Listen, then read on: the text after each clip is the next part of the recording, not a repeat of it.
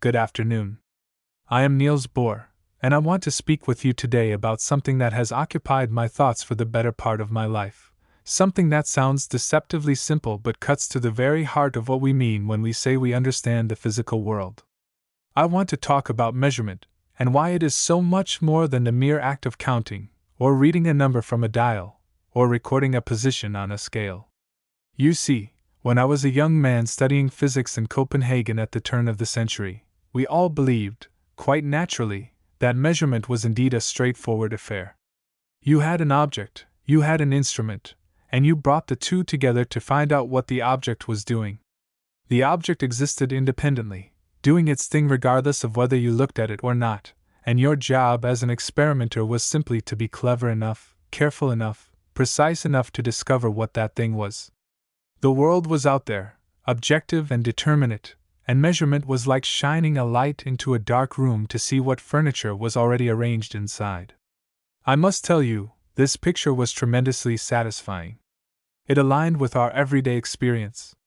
When I measured the length of my desk with a ruler, the desk had that length before I measured it, during the measurement, and after I walked away.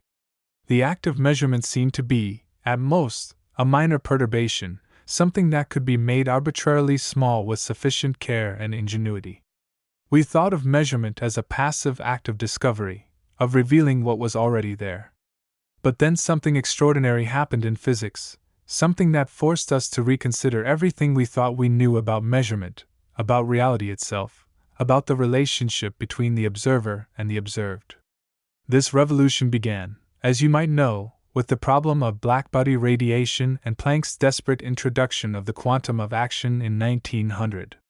It continued through Einstein's explanation of the photoelectric effect, and it reached a kind of culmination, or perhaps I should say a crisis point, in the early 1920s when we were trying to make sense of the atom. I had proposed my model of the atom back in 1913, and I was quite proud of it. It explained the spectrum of hydrogen beautifully. But even as I was developing this model, I knew there was something deeply unsettling about it.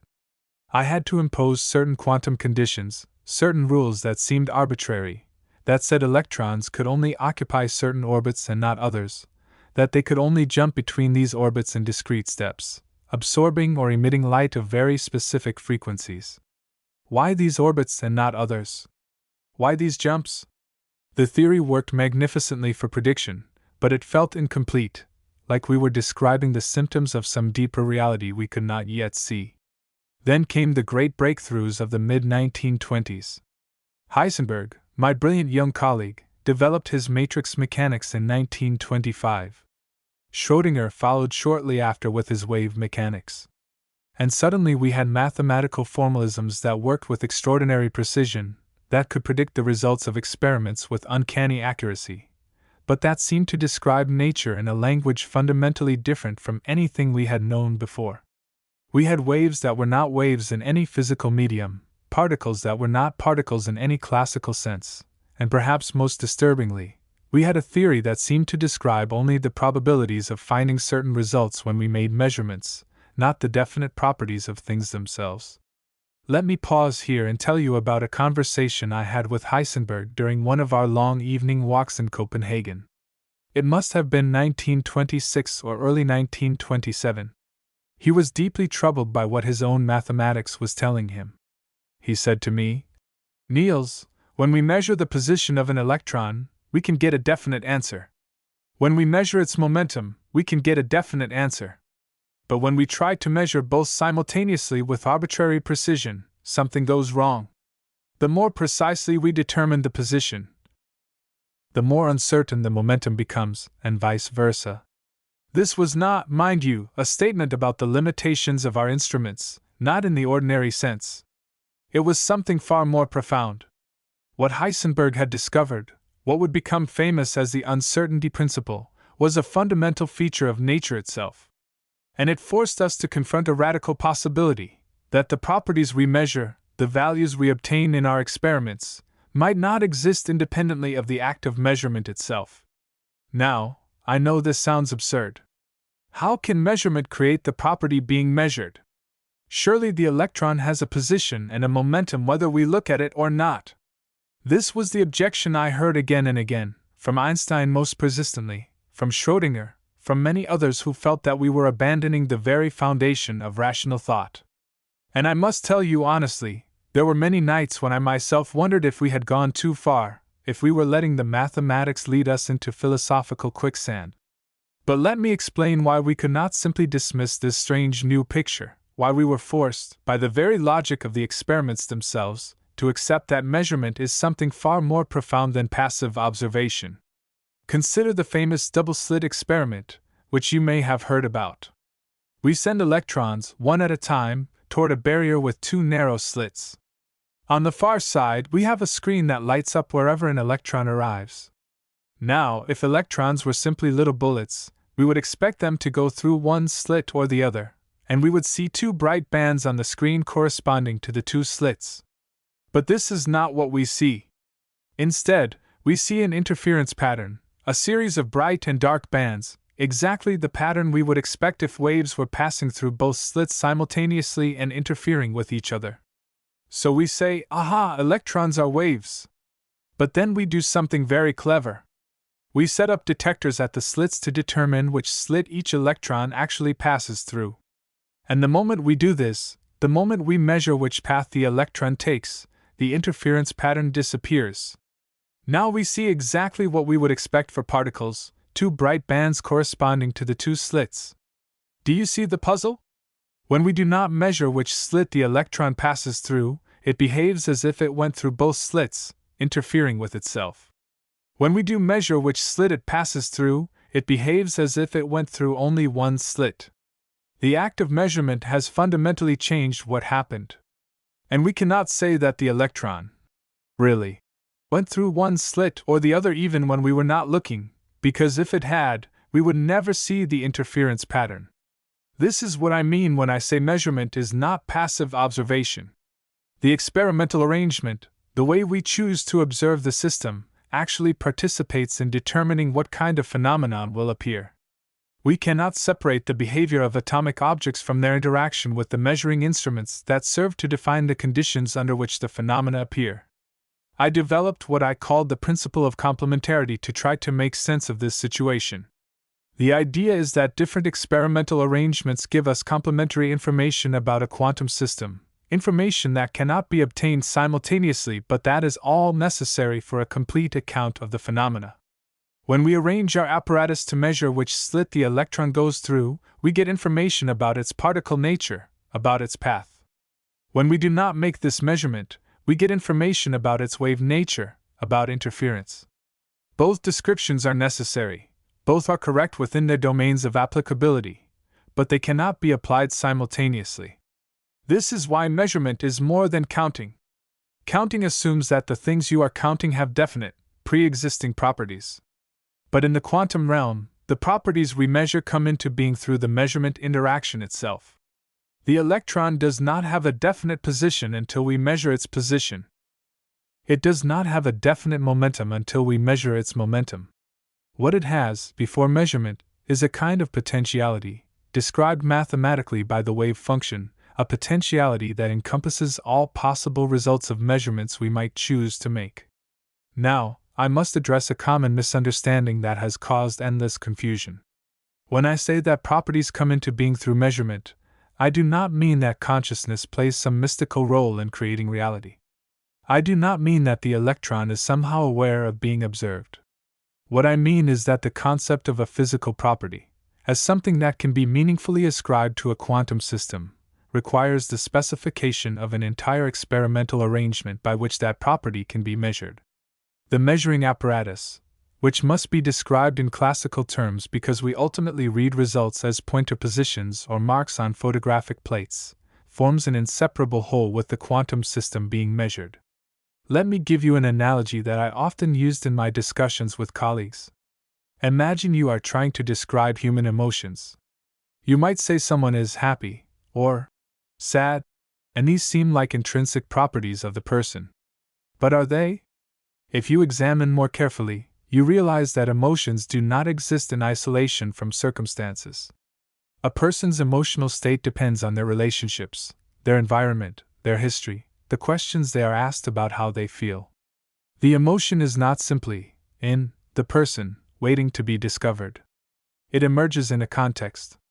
Now, this is merely an analogy, and I do not want to push it too far, but it captures something of what I mean when I say that quantum properties are contextual, that they depend on the experimental arrangement. Einstein never accepted this view. I remember so many discussions with him, some quite heated, though we remained the best of friends. He would say, "God does not play dice with the universe." He believed that quantum mechanics must be incomplete, that there must be some deeper level of reality, some hidden variables, that determine the outcomes of measurements even if we cannot observe them directly. He wanted a return to the old picture where measurement reveals pre-existing properties rather than participating in their creation. I would reply to him, "Albert, stop telling God what to do." But more seriously, I would try to explain that his desire for a fully deterministic, observer-independent reality, while understandable and even admirable in its philosophical purity, was simply not compatible with what the experiments were telling us. The correlations we observed in quantum phenomena, the way measurement outcomes depend on experimental arrangements, could not be explained by any theory that assumed pre-existing local properties. I want to emphasize something crucial here. When we say that measurement is creative rather than merely revelatory, we are not saying that we can get any result we want, that reality is somehow arbitrary or subjective. Far from it. Quantum mechanics makes extraordinarily precise predictions about the probabilities of different measurement outcomes. If I prepare an electron in a particular quantum state and measure its spin in a particular direction, quantum mechanics tells me exactly what probability I will get spin up versus spin down. I cannot change these probabilities by wishing or thinking differently. The theory is completely objective in the sense that any competent experimenter, following the same procedure, will get the same statistical distribution of results. What has changed is not the objectivity of science but our understanding of what counts as an objective description. In classical physics, we thought objectivity meant describing things as they are independent of observation. In quantum physics, we have learned that objectivity means describing phenomena as they appear under specified experimental conditions. The specification of these conditions is an essential part of the description, not an extraneous addition. Let me tell you about one of the most profound implications of this new understanding of measurement. Something that emerged from the famous thought experiment that Einstein, Podolsky, and Rosen proposed in 1935 to argue that quantum mechanics must be incomplete. They considered a situation where two particles interact and then separate to large distances.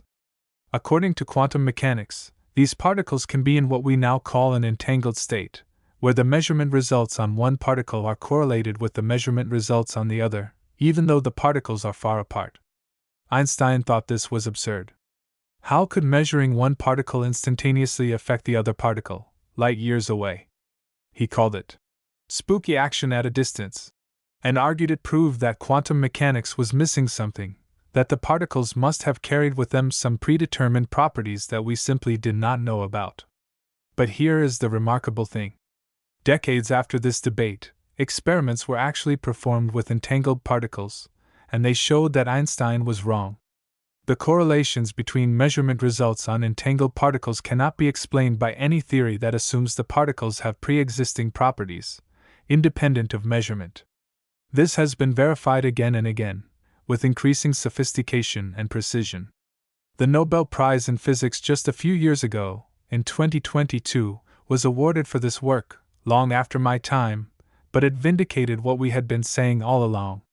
What this means is that measurement in quantum mechanics is not just the revelation of pre-existing correlations. The measurement on one particle genuinely affects what can be measured on the other, not by sending any signal or influence between them, but through the fact that they share a common quantum state that cannot be decomposed into separate states for each particle. The whole is more than the sum of its parts, in a very literal sense. I find this both beautiful and deeply mysterious. It suggests that the classical notion of separability, the idea that the world can be neatly divided into independent objects each with their own properties, is an approximation that breaks down at the quantum level. Things are connected in ways that transcend our everyday intuitions about space and time. Now, you might be wondering, If quantum mechanics describes the microscopic world so differently from our classical intuitions, why does the macroscopic world appear so definite and classical? Why do chairs and tables and planets have definite positions and momenta, or at least appear to? This is a deep question, one that people still debate today. Part of the answer lies in what we call decoherence. When a quantum system interacts with its environment, which for any macroscopic object means interacting with an enormous number of air molecules, photons, and other particles, the different quantum possibilities effectively interfere with each other in such a complex way that only one classical outcome survives. The environment, in effect, acts as a continuous measuring apparatus, constantly collapsing the wave function. This is why we do not see cats in superpositions of alive and dead, though Schrödinger's famous thought experiment showed the logical possibility. But I must be honest with you. The question of how and when the transition from quantum to classical occurs, what we call the measurement problem, remains one of the deepest puzzles in physics. I propose the Copenhagen interpretation, which says that we should not ask what happens before measurement, that the wave function describes our knowledge of probabilities rather than an underlying reality. But many physicists today are not satisfied with this answer. They propose alternative interpretations, many worlds, pilot waves, objective collapse theories, all attempting to make sense of the measurement process. I think this ongoing debate is healthy. Science progresses not by arriving at final answers but by asking ever deeper questions. What I fought for in my time was not a particular interpretation set in stone, but a recognition that we needed to fundamentally revise our concepts of measurement, observation, and physical reality to accommodate what the experiments were telling us. Let me return to the practical side of things, because measurement is not just a philosophical puzzle. It is the very foundation of all experimental science. Every number we record, every graph we plot, every prediction we test, involves measurement. And what quantum mechanics teaches us is that the design of the measurement, the choice of what to measure and how to measure it, is not a neutral technical detail but an integral part of determining what phenomena will appear. This has enormous practical consequences. In quantum computing, for example, we exploit the fact that quantum systems can exist in superpositions of states to perform certain calculations much faster than classical computers.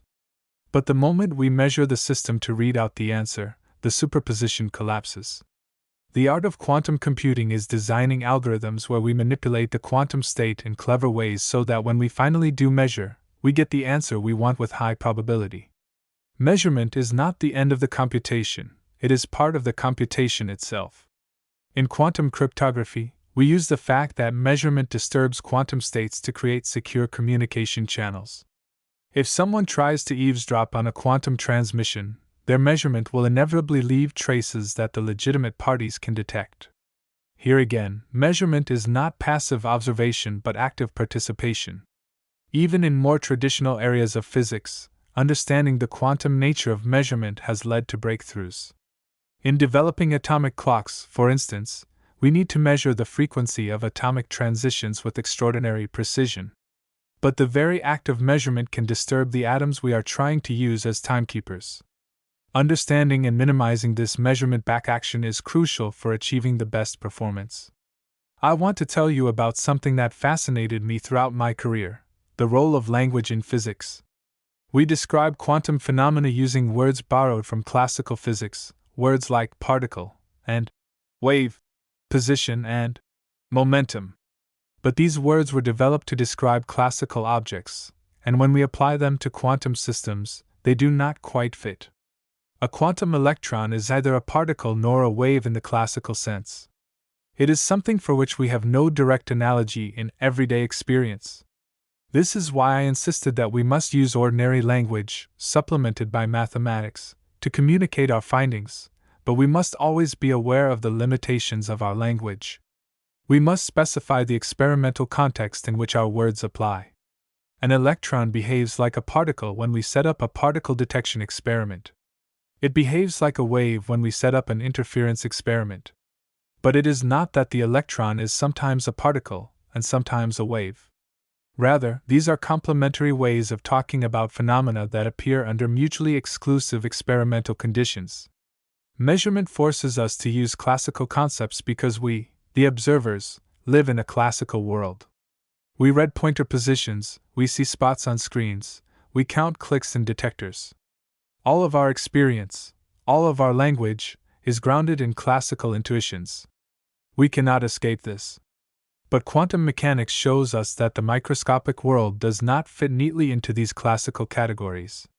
The best we can do is use classical language carefully, always specifying the measurement context, and rely on the mathematical formalism to capture what cannot be adequately expressed in words.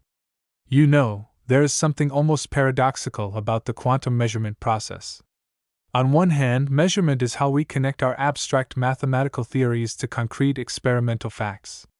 Without measurement, physics would be mere mathematics, beautiful perhaps, but divorced from the natural world. On the other hand, measurement is the moment when the strange quantum world meets the familiar classical world, and this meeting is still not fully understood despite decades of research. I think this paradox reflects something deep about the nature of knowledge itself. We are physical beings, made of atoms and molecules, living in a universe governed by quantum laws at the fundamental level. Yet we experience a classical world of definite objects with definite properties. Our knowledge of the quantum realm must necessarily be mediated through classical measurements and classical concepts. We are, in a sense, classical beings trying to understand a quantum universe, and this gap between our nature and the nature of what we study creates the conceptual difficulties we face. But I do not see this as a cause for despair. Rather, I see it as a reminder of the proper humility we should have in our scientific endeavors. We should not expect nature to conform to our preconceptions. We should not demand that the universe be comprehensible in terms of everyday intuition. Instead, we should let the phenomena guide us, even when they lead us to conclusions that seem strange or uncomfortable. This is what I tried to do throughout my career. When the experiments showed that light behaved as both wave and particle, I did not dismiss the results as impossible. I tried to understand what new concepts were needed to make sense of them. When it became clear that measurement in quantum mechanics could not be understood as passive observation, I did not cling to the old picture. I tried to develop a new framework, the framework of complementarity, that could accommodate what we were learning. I was not always right. I made mistakes. I held on to certain ideas longer than I should have. But I tried always to be guided by the experimental facts and by logical consistency, even when this led me to conclusions that seemed radical. As I look back on the development of quantum mechanics, on the intense discussions we had in Copenhagen and at the Solvay conferences, on the debates with Einstein and Schrödinger and others, I am struck by how much we learned and how much remains to be learned. We established that measurement is indeed more than counting, that it is an active participation in the phenomena we observe. We showed that the quantum world cannot be described in the same terms as the classical world, that we need new concepts and new ways of thinking. We developed a mathematical formalism that works with astonishing precision, even if its interpretation remains debated. But fundamental questions remain. What exactly happens during a measurement? When and how does the quantum wave function collapse, if indeed it collapses at all? Can we reconcile quantum mechanics with our descriptions of space and time in general relativity? How do we understand the emergence of the classical world from quantum foundations? These are questions for future generations to wrestle with. What I hope I have conveyed to you today is that measurement is not simply a technical procedure for reading numbers off instruments.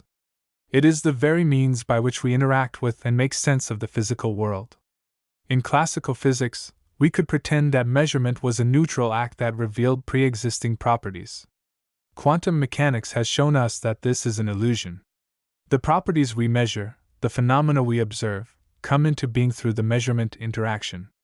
They depend on the experimental arrangement we choose, on the questions we decide to ask of nature. This does not mean that reality is arbitrary or that science has become subjective. The predictions of quantum mechanics are completely objective and have been verified to extraordinary precision. What has changed is our understanding of what it means for something to be real, for a property to exist. Reality, at the quantum level, is not a collection of definite properties existing independently of observation. It is a web of potentialities that crystallize into actualities through the measurement process. I find this picture both humbling and exhilarating.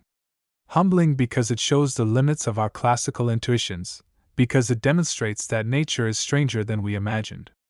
Exhilarating because it opens up new possibilities, new ways of thinking about the world, new technologies that exploit quantum phenomena. When you next make a measurement, any measurement, from checking the time on your watch to conducting a sophisticated physics experiment, I invite you to pause and consider what is really happening. You are not simply reading a pre-existing fact.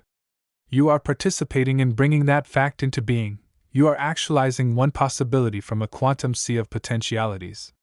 The universe, at its deepest level, is not a machine with predetermined gears and cogs. It is something far more subtle, far more participatory, far more wonderful. This is why measurement is more than counting. It is the process by which the possible becomes actual, the process by which we as conscious beings engage with and shape the reality we inhabit. And understanding this process is, I believe, one of the deepest and most important quests in all of human knowledge. Thank you.